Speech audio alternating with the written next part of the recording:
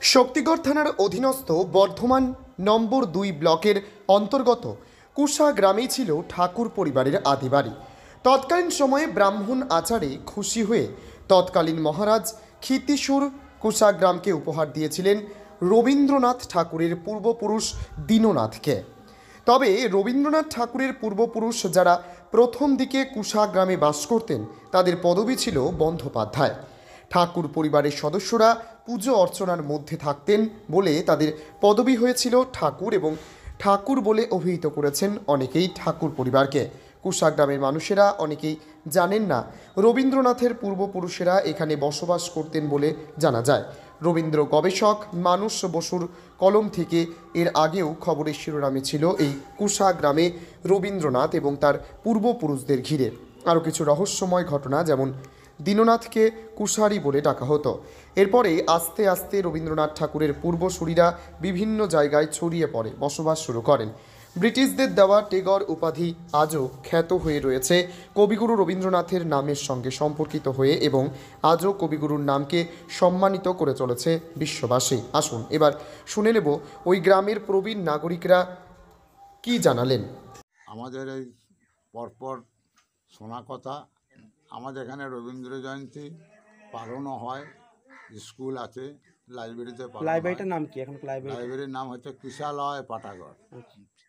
ওই পাঠাগারে আমাদের রবীন্দ্র জয়ন্তীর সেটা কি এই গ্রামে অবস্থিত? হ্যাঁ, এই গ্রামেই অবস্থিত, আমাদের কুশা গ্রামে। আচ্ছা, এটা নিয়ে আপনারা সরকারকে কিছু বলেছিলেন আগে?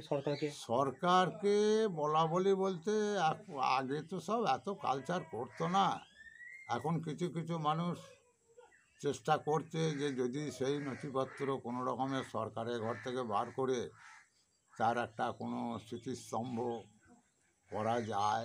কিছু নথি আছে রবি ঠাকুরের? কিছু নথি বলতে এখন নথিপত্র পাওয়ার তো খুব কঠিন ব্যাপার, তবে চেষ্টা করে দেখা যাবে যাতে সেই মাত্র সরকারের মাধ্যমে যদি কোনো লাইব্রেরির মাধ্যমে পাওয়া যায়, কোনো বই লেখা অবশ্যই আমরা।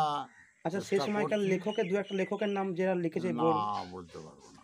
সুনীল গঙ্গোপাধ্যায় হতে পারে হয়তো। বলছি, রবি ঠাকুরের যে জায়গায় বাড়িটা আছে সেই জায়গায় কি এখানে মানে যে জায়গায় ছিল সেই জায়গাটা মানে কোন স্থানটা বলতে পারবেন? জায়গাটা যারা মানে যাদের সঙ্গে আলোচনা হয়, আচ্ছা, তারা বলে যে আমাদের যেটা এখন বারোয়ারি তালা, কুষার বারোয়ারি তালা, বা একটা বহু আমলের পীর সাহেব আছেন, এইখানটাতেই ওনাদের রবীন্দ্রনাথ ঠাকুরের পিতৃপুরুষের ভিটে ছিলেন। এখন সেই জায়গায় কি আছে? এখন সেই জায়গায় ধরুন ওই বসতি হয়ে গেছে। আচ্ছা, হ্যাঁ, ঘরদোর হয়ে গেছে, সব বসতি, সেই বসতিরা এখন বাস করছে। আচ্ছা, হ্যাঁ, এই পর্যন্ত। কারণ ধরুন দলিল পর্চা হাবিজাবি তো পাওয়া এখন খুব মুশকিল। একমাত্র সরকার পারে। একমাত্র সরকার যদি সেটাকে চেষ্টা করে, সেই যদি চেষ্টা করে বার করতে পারে, তাহলে পরে। তা আপনি কি দাবি জানাচ্ছেন এটা ব্যাপারে? কি মানে আমাদের তো ইচ্ছা যে ধরুন এই গ্রামটা নিয়ে কি প্রায় ছেলেরাই শিক্ষিত, তা যখন রবীন্দ্রনাথকে ভালোবাসে, মূর্খ আমাদের গায়ে কেউই নেই, আগে সব ছিল, এখন সবাই মোটামুটি সরকারের আমল থেকে হয়ে আসছে শিক্ষিত। তারা চাইছে যে রবি ঠাকুরের এই জায়গাটায় কোনো একটা মানে সরকার থেকে যদি কোনো একটা স্মৃতি করে যায় বা স্মৃতি করে দেয়, তারপরে সেই স্মৃতিটার নিয়ে আমাদের আবার একটু ভালো করে।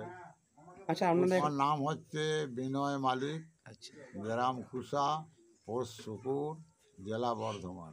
এটা কোন জায়গা? এই জায়গাটার নাম হচ্ছে Kusha Gram. Bureau report, crime press Bengal news.